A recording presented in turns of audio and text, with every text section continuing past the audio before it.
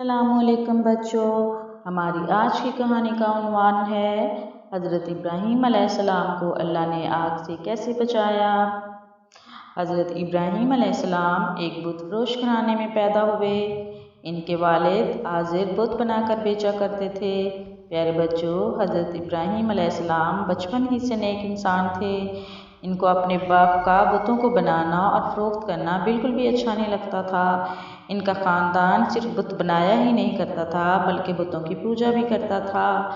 حضرت ابراہیم علیہ السلام جب نوجوان تھے تو ان کے دماغ میں ایک منصوبہ آیا۔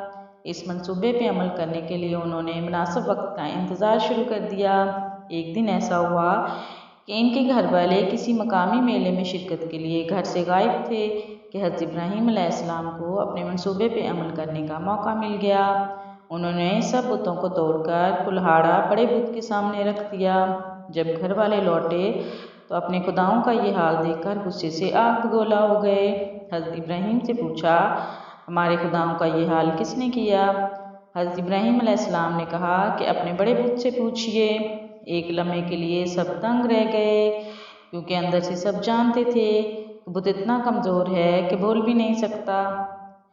تو یہی وہ نقطہ تھا جو حضرت ابراہیم علیہ السلام اپنی قوم کو سمجھانا چاہتے تھے کہ جو بت بول نہیں سکتے، نعوذ باللہ وہ خدا کیسے ہو سکتے ہیں۔ پیارے بچوں، اللہ تو وہ ہے جو سب سے بڑھ کر قوت والا ہوتا ہے۔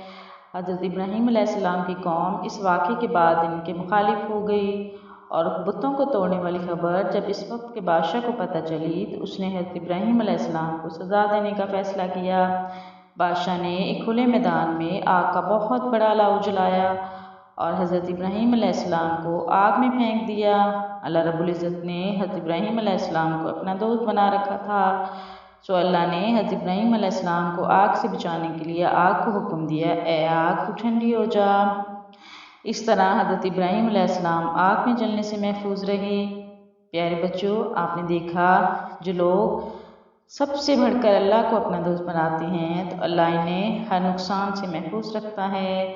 ملتے ہیں نیکسٹ ویڈیو میں ایک نئی کہانی کے ساتھ، تب تک کے لیے اللہ حافظ۔